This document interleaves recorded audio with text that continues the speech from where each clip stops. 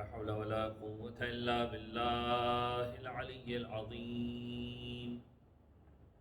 أعوذ بالله السميع العليم من الشيطان اللعين الرجيم. بسم الله الرحمن الرحيم. الحمد لله رب العالمين. الحمد لله استتماما لنعمته واستسلاما لعزته واستعصاما من معصيته واستعينه فاقة إلى كفايته. إنه لا يضل من هداه ولا يئل من عاداه ولا يفتقر من كفاه. ثم الصلاة والسلام والتحية والإكرام على أشرف الأنبياء والمرسلين خاتم النبيين سيدنا ونبينا ومولانا بالقاسم محمد. الله صل على محمد وأهل بيته الطيبين الطاهرين المعصومين المظلومين، ولعنة الدائمة على أعدائهم ومنكر فضائلهم وغاصب حقوقهم من يوم ظلمهم إلى يوم الدين. بسم الله الرحمن الرحيم. اللهم كن لوليك الحجة ابن الحسن صلواتك عليه وعلى آبائه في هذه الساعة وفي كل ساعة وليا وحافظا وقائدا وناصرا ودليلا وعينا حتى تسكنه وارزقا طوعه وتمتعه فيها طويلا. اللهم صل على محمد وآل محمد. أما بعد فقد قال الله الحكيم في كتابه الكريم. بسم الله الرحمن الرحيم. إن الذين يؤذون الله ورسوله لعنهم الله في الدنيا والآخرة وأعد لهم عذابا مهينا. درود پر دیجئے محمد و آل محمد پر. اللهم صل على محمد و آل محمد. اعزائے گرامی، ایام فاطمیہ کے سلسلے کی تیسری گفتگو اور آخری گفتگو ہے. شب شہادت صدیقہ طاہرہ کی رات ہے، اور اسی اعتبار سے آج کی گفتگو اس عنوان کو مکمل کرے گی کہ جس عنوان کو آپ کے سامنے پیش کیا، اور وہ عنوان تھا عطائے فاطمۃ الزہرا. بی بی زہرا سلام اللہ علیہا کی عطائیں اس انسان کے اوپر اتنی زیادہ ہیں کہ انسان ان کو شمار کرتا کرتا تھک جائے گا. زندگی کے ہر مرحلے پر، زندگی کے ہر عمل میں عطائے فاطمۃ الزہرا نظر آئے گی. اور یاد رکھیے، یہ عطائے فاطمۃ الزہرا ہے کہ آج ہم در اہل بیت علیہ السلام سے متمسک ہیں، جڑے ہوئے ہیں، اور امام حسین علیہ السلام کے غم کو منا رہے ہیں. کل جیسے میں نے آپ کی خدمت میں عرض کیا، فضائل فاطمۃ الزہرا، عطائے فاطمۃ الزہرا اور کمالات فاطمۃ الزہرا اتنی مکمل ہیں کہ یہ بخششیں ہر کسی کی زندگی کو تبدیل کرنے والی. جناب زہرا کی زندگی سے ملنے والے بہت سارے عمل کہ جو ہم اپنی زندگی میں انجام دے رہے ہیں، فقط اس کی اصل کو سمجھ لیں، اس کی منزلت کو سمجھ لیں، اس کے مقام کو سمجھ لیں، تو وہ عمل جو ہم انجام دے رہے ہیں، جو در حقیقت عطائے فاطمۃ الزہرا ہے، اس کو سمجھنے کے بعد جب ہم اس عمل کو انجام دیں گے تو پھر دل سے خلوص کی کیفیت الگ ہوگی. پروردگار عالم کے ساتھ توسل کا انداز الگ ہوگا.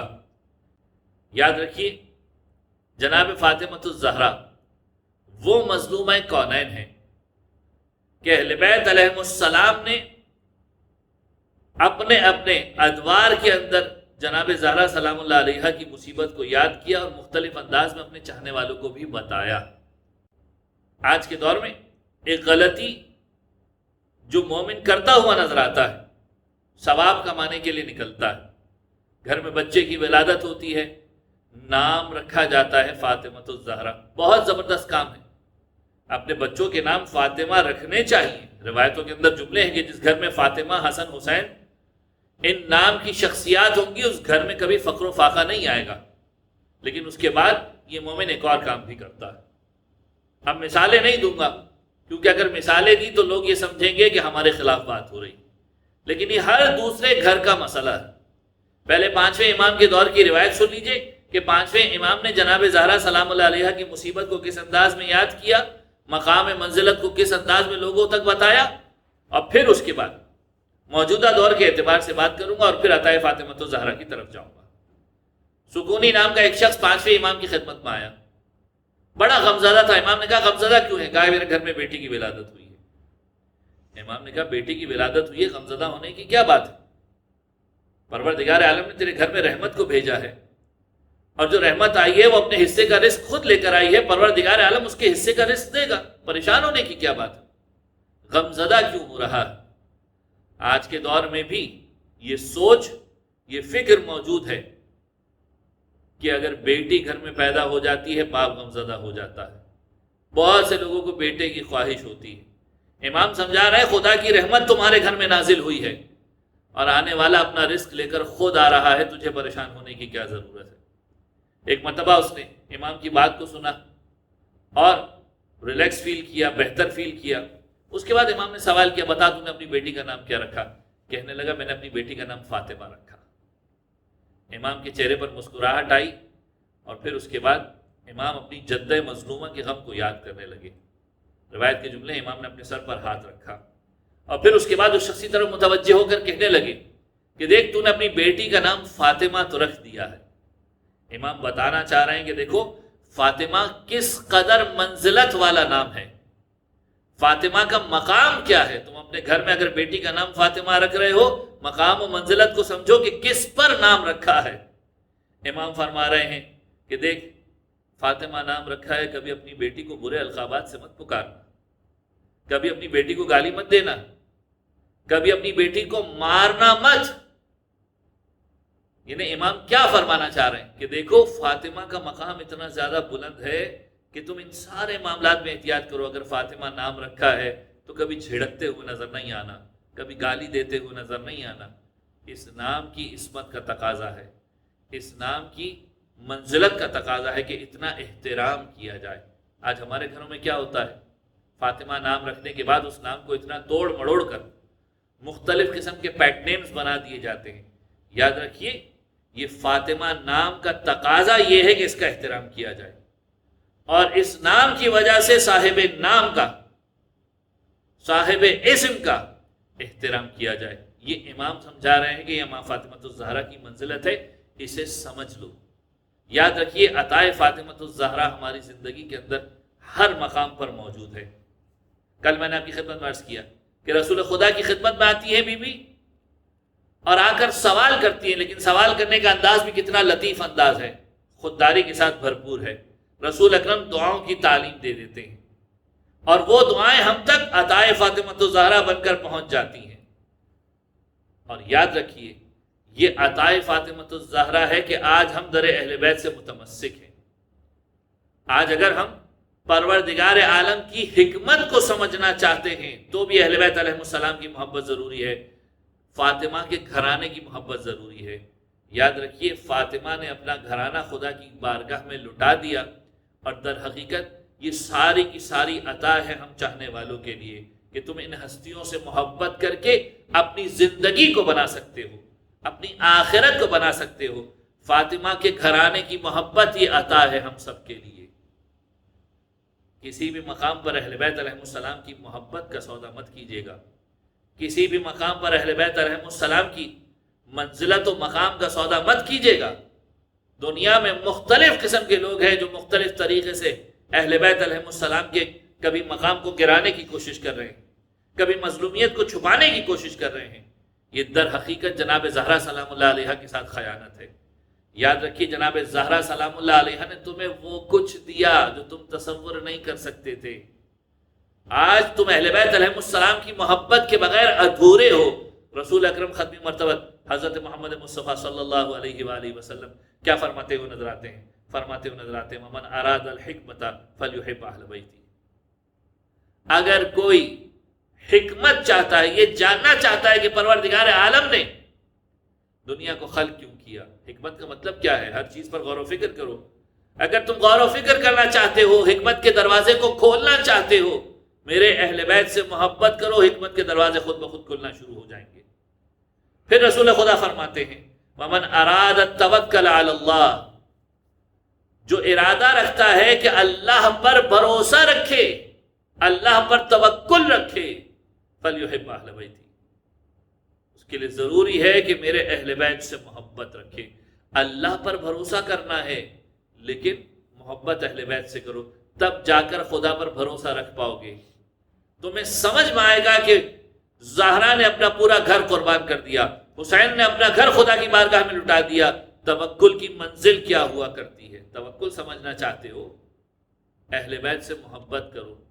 پھر فرماتے ہیں وَمَنْ أَرَادَ أَنْ يَدْخُلَ الْجَنَّةَ بِغَيْرِ حِسَابٍ، اگر کوئی چاہتا ہے کہ جنت میں بغیر حساب و کتاب کے داخل ہو جائے، فَلْيُحِبْ أَهْلَ بَيْتِهِ، تو میرے اہل بیت سے محبت کرے۔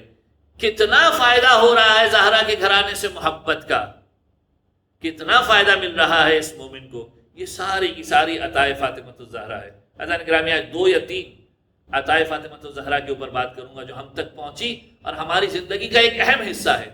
عمل انجام دیتے ہیں لیکن جب ان اعمال کو سمجھ کر خلوص کے ساتھ خدا کی بارگاہ میں اسی انداز میں انجام دیں گے جس انداز میں جناب زہرا سلام اللہ علیہ تم سے دیکھنا چاہتی ہیں، عمل کی تاثیر مختلف ہو جائے گی۔ ہر گھر میں حدیث قصہ پڑھی جاتی ہے۔ یاد رکھیے حدیث قصہ کوئی معمولی چیز نہیں ہے۔ اتنا سمجھ لیجیے حدیث قصہ کی فضیلت کے بارے میں کہ سارے کے سارے کلام آسمان سے زمین کی طرف آتے ہیں۔ پروردگار عالم نے قرآن مجید کو بھیجا، توریت، زبور، انجیل کو بھیجا، آسمان سے زمین کی طرف آئے اور آ کر یہاں کے لوگوں نے سنے۔ یہ واحد کلام تھا کہ جو زمین پر ہو رہا تھا لیکن آسمان میں اس کے چرچے ہو رہے تھے۔ یاد رکھیے کیسا کلام ہے، کتنا بابرکت کلام ہوگا کہ ایک گھرانے کے اندر وہ کلام ہو رہا ہے، آسمان میں چرچے ہو رہے ہیں اور جبرائیل جا کر پوچھ رہے ہیں اے پروردگار یہ بتا ومن تحت الکسا کہ یہ چادر کے نیچے کون سے لوگ ہیں؟ اور پروردگار عالم جواب کیا دیتا ہے؟ پروردگار عالم یہاں پر بھی جناب زہرا سلام اللہ علیہ کی مرکزیت کو بتا رہا ہے۔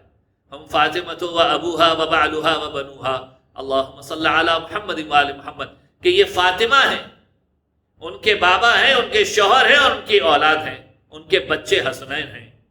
جناب فاطمہ کی مرکزیت کو بتا رہا ہے پروردگار عالم۔ اور یہ حدیث قصہ کوئی معمولی چیز نہیں ہے۔ گھر میں برکتوں کو لانا چاہتے ہو، حدیث قصہ کو پڑھو۔ جبرائیل آسمان سے نازل ہو رہے ہیں، پروردگار عالم سے اجازت لے رہے ہیں، پروردگار کیا مجھے اجازت ہے کہ میں ان 5 لوگوں کے ساتھ چھٹا بن جاؤں؟ پروردگار عالم اجازت دیتا ہے، آسمان سے فرشتہ در زہرا کے اوپر آ جاتا ہے۔ یہ حدیث قصہ کی فضیلت ہے، ہر گھر میں حدیث قصہ پڑھی جا رہی ہے، لیکن اس کے مطلب کو اگر سمجھ لیں، ایک مرتبہ ترجمہ پڑھ لیں تو سمجھ میں آ جائے گا کہ اس میں آپ کو کیا مل رہا ہے۔ یہ عطائے فاطمۃ الزہرا سمجھ کے رکھ لیجئے۔ حدیث قصہ کے آخری حصے کو جا کر پڑھیے، ترجمے کے ساتھ پڑھیے گا، عطائے فاطمۃ الزہرا سمجھ میں آ جائے گی۔ آخری حصہ حدیث قصہ کے آخری حصے کو جا کر پڑھیے اور ترجمہ پڑھیے گا۔ آخر کے حصے میں کیا جملے ہیں؟ 5 برکتیں ایسی ہیں جو پروردگار عالم اس حدیث قصہ کے ذریعے سے امت کو، چاہنے والوں کو، اہل بیت کے شیعہ کو دے رہا ہے۔ اور یہ میرے جملے نہیں، حدیث قصہ کے جملے۔ جا کر پڑھیے عطائے فاطمۃ الزہرا سمجھ کے رکھ لیجئے، خدا کا شکر ادا کیجئے گا، حدیث کسا کو اپنے گھر میں جاری کر دیجئے گا، ہر روز کا معمول بنا لیجئے گا۔ آخر میں جملے کیا آتے ہیں؟ الذی بعثنی بالحق نبیا واصطفانی بالرسالۃ نجیا ما ذکر خبرنا ھذا فی محفل من محافل اہل الارض۔ یہ سارے کے سارے جملے جب مولا کائنات نے رسول خدا سے سوال کیا کہ یہ پڑھنے والوں کو شرف کیا ملے گا، کہا کہ جب بھی ایسی کوئی محفل ہوگی کہ جہاں پر اس حدیث کا تذکرہ ہوگا، جہاں پر یہ حدیث پڑھی جائے گی، الا ونزلت علیہم الرحمہ، یاد رکھو پروردگار عالم اس محفل پر کہ جہاں پر یہ لوگ بیٹھ کر حدیث قصہ پڑھ رہے ہوں گے، اس ذکر کو کر رہے ہوں گے، پروردگار عالم کی رحمت اس مقام پر نازل ہوتی رہے گی۔ یعنی اگر رحمت پروردگار اپنی زندگی کے اندر شامل حال کرنا چاہتے ہو، حدیث قصہ پڑھتے رہو، خدا کی رحمت نازل ہوتی رہے گی۔ عطائے فاطمۃ الزہرا تو دیکھیے، اتنے گناہگار تھے، رحمت پروردگار کو عطائے فاطمۃ الزہرا کی بدولت شامل کر لیا۔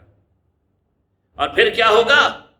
وحفت بہم الملائکۃ واستغفرت لهم الی ان یتفرقوا، کہ ملائکہ اس مقام کا احاطہ کر لیں گے، گھیرا کر لیں گے، اور اس وقت تک استغفار کرتے رہیں گے جب تک کہ یہ لوگ علیحدہ علیحدہ منتشر نہیں ہو جائیں گے۔ یعنی جب تک تم بیٹھے ہو، ذکر حدیث قصہ کر رہے ہو، ذکر فاطمہ اور ان کی آل کا ذکر کر رہے ہو، جب تک تم منتشر نہیں ہو جاتے، جب تک جدا نہیں ہو جاتے، جب تک فرشتے تمہارے لیے استغفار کرتے رہیں گے۔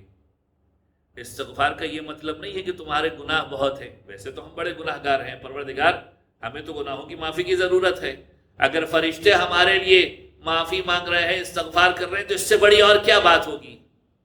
معصوم ہستیاں ہیں فرشتے، حدیث قصہ اگر ہم پڑھ رہے ہیں، فرشتے ہمارے لیے معافی مانگ رہے ہیں، اس سے بڑا فائدہ اور کیا ہوگا؟ لیکن یاد رکھیے استغفار کے اور بھی بہت سارے عنوان ہیں۔ استغفار بڑے بڑے بزرگان نے بڑے مجرب کلام کو تذکرہ کیا ہے۔ بزرگان کہتے ہیں اگر تمہیں کوئی بھی حاجت پیش ہو، پروردگار عالم کی بارگاہ میں کوئی حاجت پیش ہو، 30 مرتبہ استغفر اللہ ربی واتوب الیہ پڑھ لو، 30 مرتبہ، 30 ٹائمز، 30 مرتبہ استغفر اللہ ربی واتوب الیہ کہہ کے پروردگار عالم کی بارگاہ میں اپنی حاجت کو پیش کر دو، پروردگار عالم تمہاری حاجت کو پورا کر دے گا۔ یہ استغفار کے فوائد ہیں، اور یہ استغفار حدیث قصہ کی برکت کے ذریعے سے فرشتے تمہارے لیے استغفار کر رہے ہیں۔ یہ حدیث قصہ کا دوسرا فائدہ جو عطائے فاطمۃ الزہرا ہے تمہارے گھر پر، مومنین کے لیے عطائے فاطمۃ الزہرا۔ فقال النبی ثانیہ، رسول خدا نے پھر کہا دوسری مرتبہ، والذی بعثنی بالحق نبیا واصطفانی بالرسالۃ نجیا ما ذکر خبرنا ھذا فی محفل من محافل اہل الارض، کہ جو اس ذکر کو، اس بات کو، اس حدیث کو اپنی محفلوں میں سے کسی محفل میں بیان کرے۔ اور کیا فائدہ ہوگا جب تم محفل میں بیان کرو گے؟ وَفِيهِمْ مَهْمُومٌ إِلَّا وَفَرَّجَ اللَّهُ هَمَّهُ، اگر اس میں کوئی ایسا ہوا جو غمزدہ ہوا، پریشان حال ہوا، مشکلات کا شکار ہوا، فَرَّجَ اللَّهُ هَمَّهُ، پروردگار عالم اس کی مشکل کو حل کر دے گا، اس کی پریشانی کو دور کر دے گا۔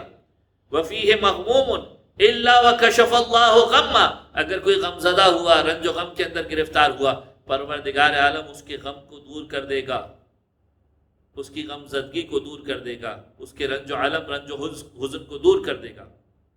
حدیث قصہ کی برکت ہے، رحمت نازل ہو رہی ہے، فرشتے استغفار کر رہے ہیں، پریشانیاں دور ہو رہی ہیں، غم دور ہو رہا ہے۔ اور پھر اس کے بعد آخری جملہ کیا ہے؟ وَلَا طَالِبَ حَاجَةٍ إِلَّا وَقَضَى اللَّهُ حَاجَتَهُ، اور اگر کوئی طالب حاجت موجود ہے کہ جس کے دل میں کوئی حاجت موجود ہے، پروردگار عالم اس کی حاجتوں کو پورا کر دے گا۔ یہ حدیث قصہ کی برکت ہے۔ عطائے فاطمۃ الزہرا کتنی بلند ہے آپ پر، ایک حدیث تحفے کے طور پر عنایت فرما دی، اور اس کے ذریعے سے کتنے مسائل کو حل کر دیا، رحمت پروردگار کا حقدار بنا دیا۔ یہی وجہ ہے کہ بزرگان لوگوں کو نصیحت کرتے ہوئے نظر آتے ہیں، گھر میں برکت نہیں مل رہی، حدیث قصہ پڑھو، گھر میں پریشانیاں آ رہی ہیں، فرشتوں کو اپنے گھر پر بلاؤ۔ فرشتے کیسے گھر پر آئیں گے؟ حدیث قصہ کی تلاوت کرو۔ گھر کے اندر جب حدیث قصہ پڑھی جائے گی، ان معصوم ہستیوں کا تذکرہ ہوگا کہ جس تذکرے سے تمہارا گھر نور سے منور ہو جائے گا، فرشتے تشریف لائیں گے۔ یاد رکھیے عطا فاطمہ الزہرا ہے، اپنے گھروں کو حدیث قصہ کے ذریعے سے روشن کیجیے۔ دوسری عطا فاطمہ الزہرا سن لیجیے، آج کی گفتگو کی دوسری عطا فاطمہ الزہرا کیا ہے؟ بہت اہم ترین عمل کے جسے ہم بڑا معمولی سمجھتے ہیں، یاد رکھیے بہت اہم ترین عمل ہے تسبیح فاطمہ الزہرا۔ یہ کوئی معمولی عمل نہیں ہے۔ کہنے کو ہم روایتوں کے اندر پڑھتے ہیں کہ جناب زہرا سلام اللہ علیہا رسول خدا کی خدمت میں گئی۔ جب رسول خدا کی خدمت میں پہنچی، بہت سارے لوگ موجود تھے، جناب زہرا واپس آ گئی، خود رسول خدا جناب زہرا کے پاس آئے۔ اب کتاب میں مختلف روایتیں، کسی روایت میں ہے کہ جناب زہرا نے آ کر سوال کیا، کسی روایت میں رسول خدا آئے اور آ کر جناب زہرا سے سوال کرنے لگے، یہ بتاؤ کہ آئی تھی، سوال نہیں کیا، کچھ بات نہیں کی، کیا ماجرا ہے؟ مولا کائنات بیٹھے ہوئے تھے، رسول خدا کی خدمت میں سوال کیا، یا رسول اللہ زہرا کی حالت ایسی ہے کہ گھر کے کام کرنے کی وجہ سے زہرا کے ہاتھوں میں زخم ہو چکے ہیں، بچے چھوٹے چھوٹے ہیں، چکیاں پیستی ہیں، آٹے کو پیستی ہیں، اور زہرا کی کیفیت یہ ہے کہ اگر انہیں کوئی خادمہ مل جائے تو زہرا کی تکلیف کم ہو جائے گی۔ رسول خدا فرماتے ہیں کیا میں تمہیں کوئی ایسا عمل تعلیم نہ دوں؟ جناب زہرا بیٹھی ہوئی ہیں، مولا کائنات جناب زہرا کی کیفیت کو بیان کر رہے ہیں۔ رسول خدا جناب زہرا سے کہتے ہیں کیا میں تمہیں کوئی ایسا عمل نہ دوں جو دنیا کی تمام چیزوں سے بہتر ہے؟ جناب زہرا خوش ہو جاتی ہے، اپنے مقام سے کھڑی ہوتی ہے۔ رسول اکرم تعلیم دیتے ہیں اس ذکر کو کہ جو تسبیح کی صورت میں موجود ہے، یعنی رسول اکرم تعلیم دیتے ہیں کہ دیکھو 34 مرتبہ اللہ اکبر پڑھنا ہے، 34 ٹائمز اللہ اکبر، 33 ٹائمز الحمدللہ، 33 ٹائمز سبحان اللہ۔ اور یہ وہ ذکر تھا جو جناب زہرا نے اپنی زندگی کا حصہ بنا لیا۔ کس انداز کا حصہ بنا لیا؟ ایسا حصہ بنا لیا کہ ہر وقت اس تسبیح کی تلاوت کرتی تھی، اس ذکر کی تلاوت کرتی تھی۔ پانچویں امام محمد باقر علیہ السلام یہاں تک ارشاد فرماتے ہوئے نظر آتے ہیں کہ یاد رکھو خدا کی تعریف، خدا کی توصیف، خدا کی حمد کے اعتبار سے اگر تسبیح فاطمہ الزہرا سے بہتر کوئی عمل ہوتا تو رسول خدا وہی عمل جناب زہرا کو تعلیم دیتے۔ اس کا مطلب کیا ہے؟ اس کا مطلب یہ ہے کہ تسبیح فاطمہ الزہرا اتنا بہترین عمل تھا کہ اس سے بہتر کوئی عمل نہیں تھا، تبھی رسول خدا نے یہی عمل جناب فاطمہ الزہرا کو تعلیم دیا۔ بہت اہم ترین عمل ہے۔ یاد رکھیے چھٹے امام کی خدمت میں ایک شخص ہارون نام کا ایک شخص موجود ہے، اور اسے امام فرماتے ہیں کہ ہم اپنے بچوں کو پابند کیا کرتے تھے، یعنی ائمہ اپنی اولاد کو پابند کیا کرتے تھے کہ تسبیح فاطمہ الزہرا کو مسلسل پڑھو، کسی مقام پر تسبیح فاطمہ الزہرا کو مت چھوڑنا، اپنے بچوں کو حکم دیا کرتے تھے۔ پھر فرماتے ہیں جو شخص اس تسبیح فاطمہ الزہرا کو جاری رکھتا ہے کبھی بھی بدبختی کا شکار نہیں ہوتا، پریشانی کا شکار نہیں ہوتا۔ اب اپنی زندگی پر غور کیجئے، کس چیز کی کمی ہے؟ کچھ لمحوں کا ذکر ہے، یعنی اس تسبیح کو ادا کرنے میں کتنا وقت لگے گا؟ مختصر سا وقت۔ نماز کے بعد کم سے کم عادت بنائیے، 5 نمازیں کم سے کم دن میں 5 مرتبہ تسبیح فاطمہ الزہرا کی تلاوت کیجیے، اور 5 سے زیادہ جتنا موقع ملے اس عطا فاطمہ الزہرا کا فائدہ اٹھائیے، زندگی میں کبھی بدبختی کا شکار نہیں ہوں گے۔ جناب زہرا سلام اللہ علیہا نے ایک تسبیح بنائی تھی، لوگ تسبیح کی تاریخ کو بھی پڑھتے ہیں، آج ذرا یہاں پر بھی سن لیجئے 2 جملے۔ ہمارے ذہن میں ایک تسبیح ہے کہ تسبیح ہے خاک شفا کی۔ جناب زہرا سلام اللہ علیہا کے دور میں کون سی تسبیح تھی؟ اس کا نام تسبیح فاطمہ الزہرا کیوں پڑا؟ کیسے پڑا؟ جناب زہرا سلام اللہ علیہا نے ایک سیاہ رسی میں کچھ گرہیں لگائی تھی، اور قبر جناب حمزہ یعنی سید الشہداء جناب حمزہ رسول کے چچا، قبر جناب حمزہ کی مٹی سے ایک تسبیح ترتیب دی، کالے دھاگے کے اندر گرہیں لگا کر 34 دانوں کی ایک تسبیح بنائی، اور ان 34 دانوں کے اوپر جناب زہرا سلام اللہ علیہا اس تسبیح کو پڑھا کرتی تھی۔ اور جناب زہرا کی سیرت پر عمل کرتے ہوئے باقی لوگوں نے بھی قبر جناب حمزہ کی مٹی کو اٹھا کر تسبیحوں کو بنایا تھا۔ اور پھر اس کے بعد یہ سلسلہ قبر سید الشہداء امام حسین علیہ السلام، اللہم صلی علی محمد و آل محمد، قبر امام حسین علیہ السلام سے پھر چونکہ اس قبر کی مٹی کی فضیلت اتنی زیادہ بیان ہوئی، اس تربت کی فضیلت اتنی زیادہ بیان ہوئی کہ اس سے بہتر تسبیح نہیں بن سکتی۔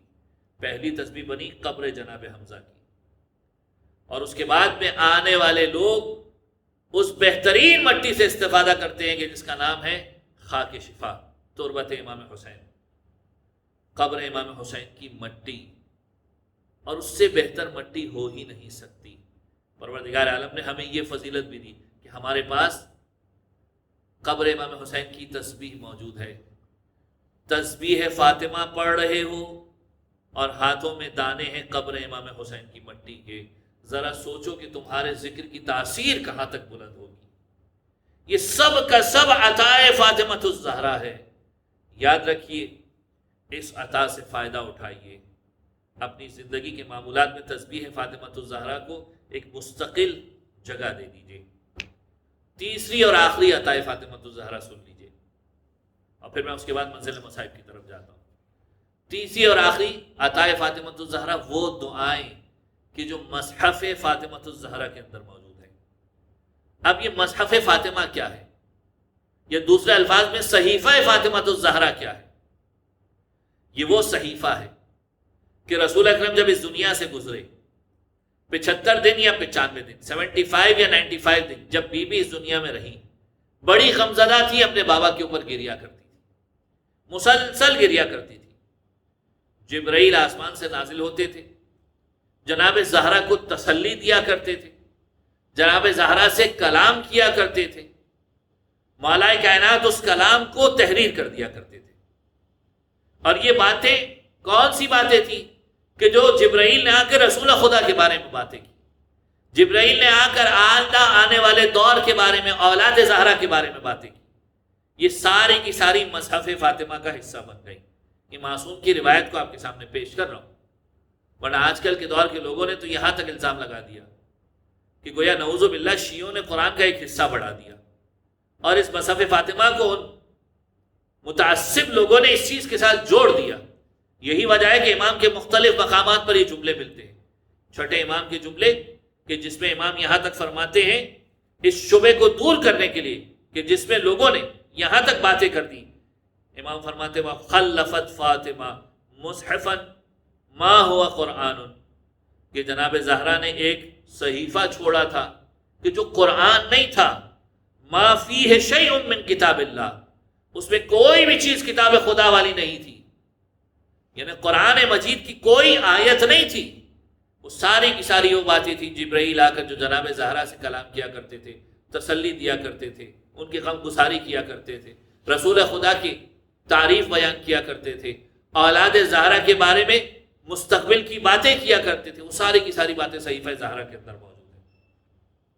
اور تو اور وہ ساری دعائیں موجود ہیں کہ جناب زہرا نے کس انداز میں پروردگار عالم کی بارگاہ میں توسل کو اختیار کیا۔ ایک دعا میں فقط آپ کے سامنے پیش کروں گا تاکہ اندازہ ہو کہ جناب زہرا سلام اللہ علیہا نے خدا کی بارگاہ میں کس انداز میں دعا کے لیے جملوں کو پیش کیا ہے۔ صحیفہ زہرا کی ایک دعا، مصحف فاطمہ کی ایک دعا کہ جس میں بی بی کیا فرماتی ہیں، اور ایک ایک جملہ یاد رکھیے، پوری کی پوری دعا در حقیقت ایک عشرے کا عنوان بن سکتا ہے۔ میں فقط ترجمہ پیش کر رہا ہوں تاکہ زیادہ سے زیادہ عطائے زہرا لوگوں کے اندر بانٹ سکوں۔ بی بی کیا فرماتی ہیں؟ بسم اللہ الرحمن الرحیم، اللہم قنعنی بما رزقتنی، اے پروردگار جو تو نے مجھے رزق دیا ہے مجھے اس پر قانے رہنے کی توفیق عطا فرما۔ واقعی کیا پیغام دیا جا رہا ہے، زندگی بھر کی خوشی کا پیغام ہے یہ۔ آج انسان ناخوش کیوں ہے؟ انسان ناخوش اس لیے ہے کہ جو مل رہا ہے اس پر خوش رہنا نہیں سیکھا انسان نے۔ اگر انسان اس پر خوش رہنا سیکھ لے، قانے ہونا سیکھ لے، زندگی کے باقی سارے مسئلے حل ہو جائیں گے۔ آج ہم ایک دوسرے کی ٹانگ کھینچتے ہوئے نظر آتے ہیں، ایک دوسرے کے لیے باتیں کرتے ہوئے نظر آتے ہیں، وجہ کیا ہے؟ وجہ یہ ہے کہ دوسرے کو زیادہ رزق مل رہا ہے، وہ بھی انسان کو اچھا نہیں لگ رہا۔ بی بی کہہ رہی ہے پروردگار، دعا مانگ رہی ہیں، اللہم قنعنی بما رزقتنی، ہے پروردگار تو نے مجھے رزق دیا ہے، مجھ پہ اس پر قانے رہنے کی توفیق عطا فرما۔ پھر اس کے بعد بی بی جو کے جملے ارشاد فرماتی ہے وسترنی وعافنی ابدا ما ابقیتنی، اے پروردگار مجھے عافیت کے ساتھ زندہ رکھنا اور میری پردہ پوشی کرتے رہنا۔ انسان پروردگار عالم سے یہ دعا ہمیشہ ہمیشہ مانگتے رہے۔ پروردگار عالم نے احسان کیا ہے کہ انسان کی حقیقت کو لوگوں کے سامنے کھول کر نہیں پیش کیا۔ دعائے کمیل کے اندر بھی یہ جملے آپ پڑھتے ہیں، پروردگار عالم کا شکر بھی ادا کرتے ہیں کہ کم من قبیح سترتا ہے، پروردگار کتنی برائیاں ایسی تھیں، کتنے برے اعمال ایسے تھے جو تو نے لوگوں سے چھپا لیے، اور پروردگار عالم کا فضل تو اس سے بڑھ کر ہے۔ بی بی فرما رہی ہے پروردگار اس نعمت کو ہمیشہ ہمیشہ برقرار رکھنا، جب تک تو مجھے زندہ رکھ، عافیت کے ساتھ زندہ رکھنا اور میرے عیبوں کے اوپر پردہ پوشی ڈال کر رکھنا۔ دعائے کمیل کے اندر بھی آپ یہ جملہ ارشاد فرماتے ہیں۔ امام کیا فرماتے ہیں؟ پروردگار عالم کا فضل اس سے بڑھ کر ہے۔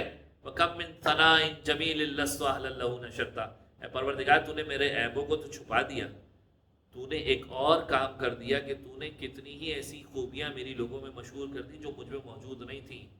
آج لوگ آپ کو اچھے نام سے یاد کر رہے ہیں، آپ اچھے نہیں ہیں، جبکہ یہ پروردگار عالم کا کرم ہے کہ اس نے تمہاری خوبیاں لوگوں میں مشہور کی ہیں۔ پروردگار عالم کا شکر ادا کرو کہ کچھ نہ ہوتے ہوئے پروردگار عالم نے تمہیں لوگوں کی نگاہوں میں معزز بنا دیا، محبوب بنا دیا، مکرم بنا دیا۔ پروردگار عالم کا شکر ادا کرو کہ کتنی ایسی خوبیاں لوگوں میں مشہور کر دیں۔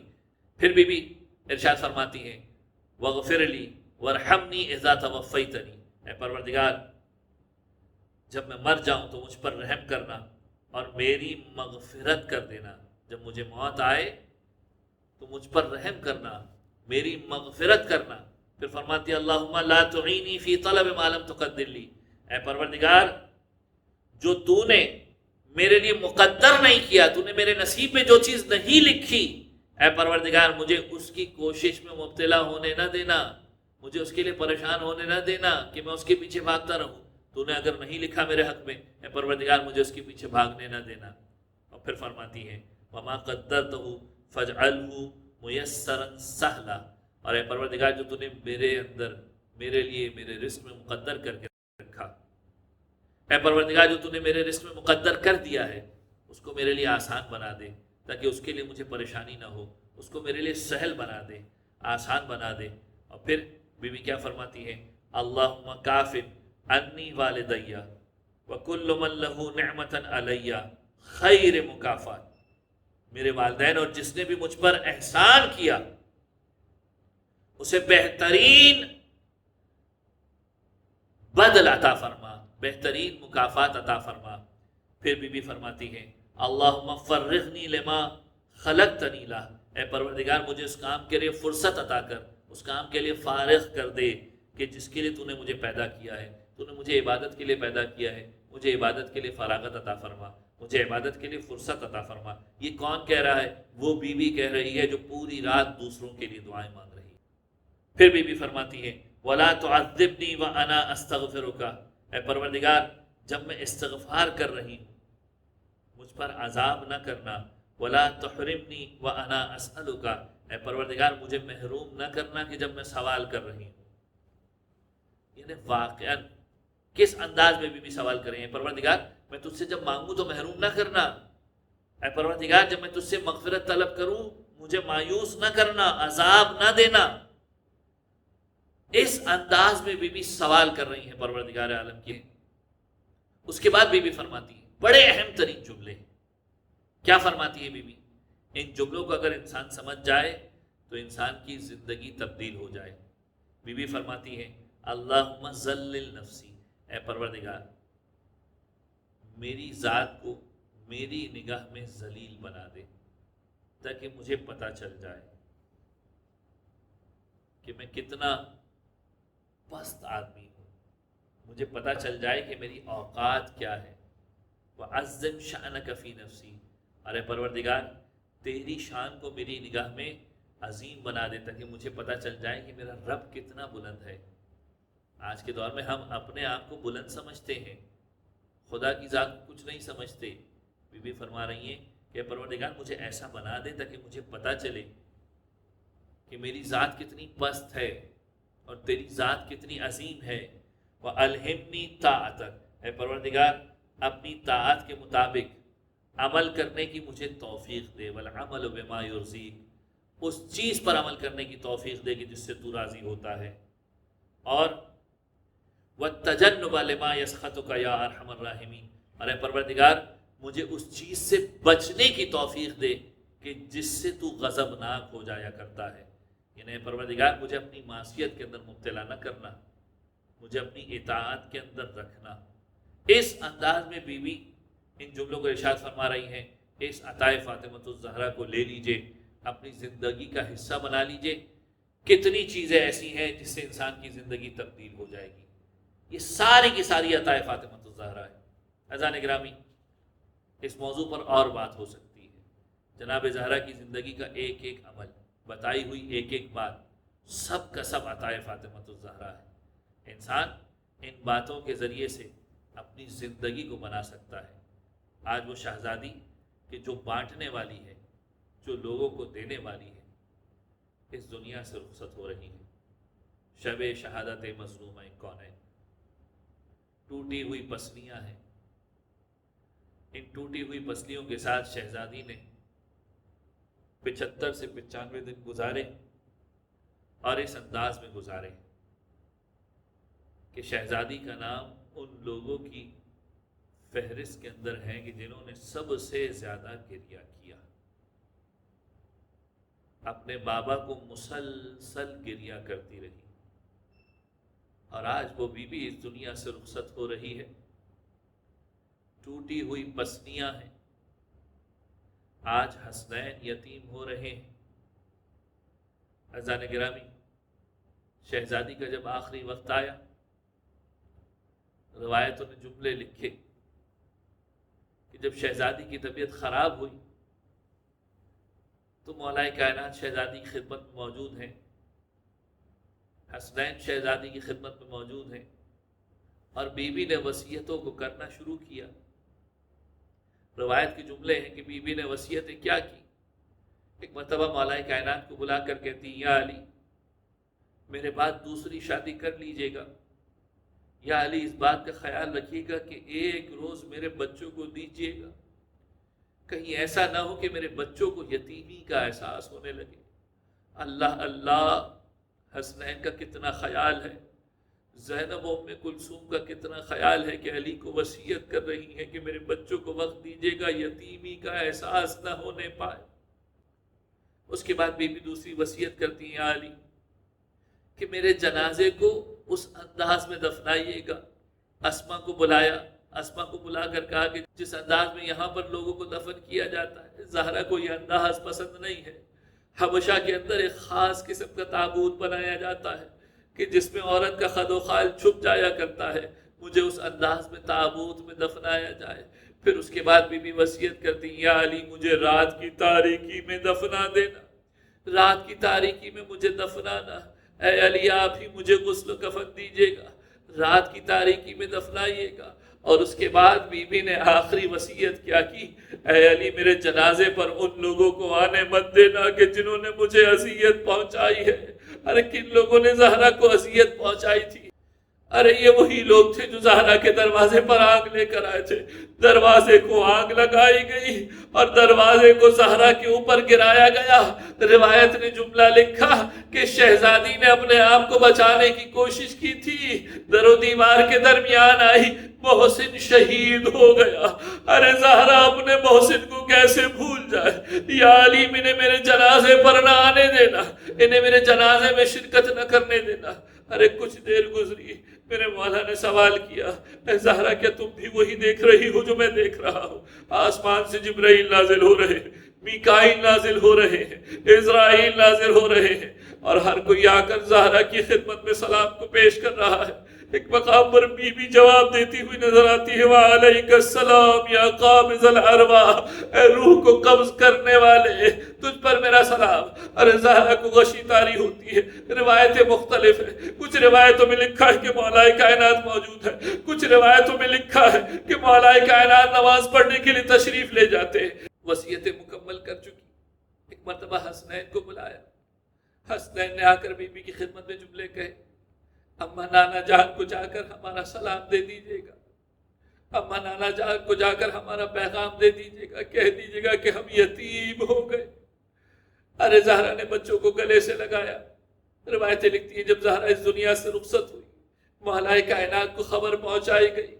روایت نے جملہ لکھا، علی جیسا صابر امام کہ جو ہر مرحلے پر صبر کرنے والا تھا، ایک مرتبہ گر کر بے ہوش ہو گیا۔ ارے زہرا کا غم برداشت نہ ہوا، زبان پر جملے آئے کہ اب میں کس سے اپنے راز و نیاز کی باتیں کروں گا۔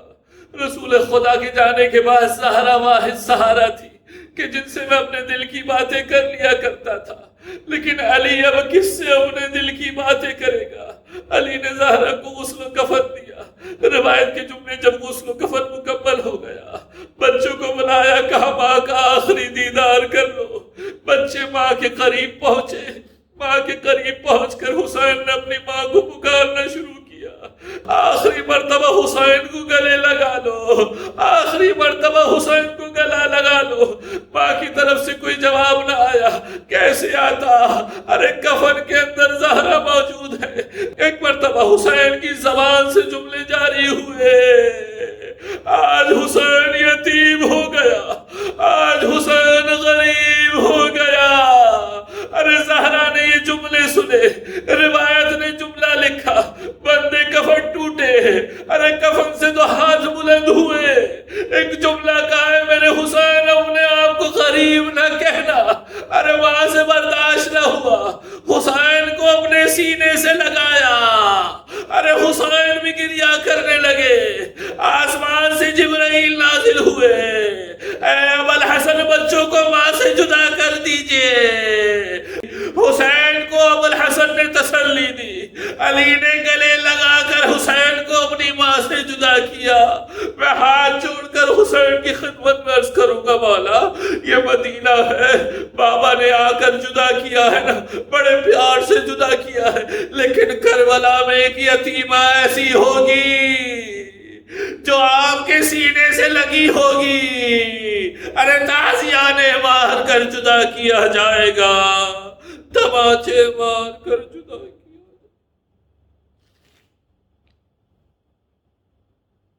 لعنت اللہ علی القوم الظالمین وسيعلم الذین ظلموا علی محمد أي منقلب ينقلبون۔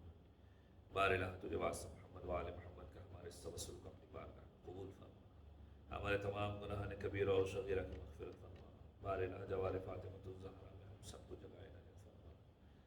بار الہ سیرت جناب زہرا سلام اللہ علیہا پر چلنے کی توفیق عطا فرما۔ عطائے فاطمۃ الزہرا کو اپنی زندگی کا حصہ بنانے کی توفیق عطا فرما۔ زمانے کے امام کے ظہور میں تعجیل فرما، ہمیں ان کے اعوان و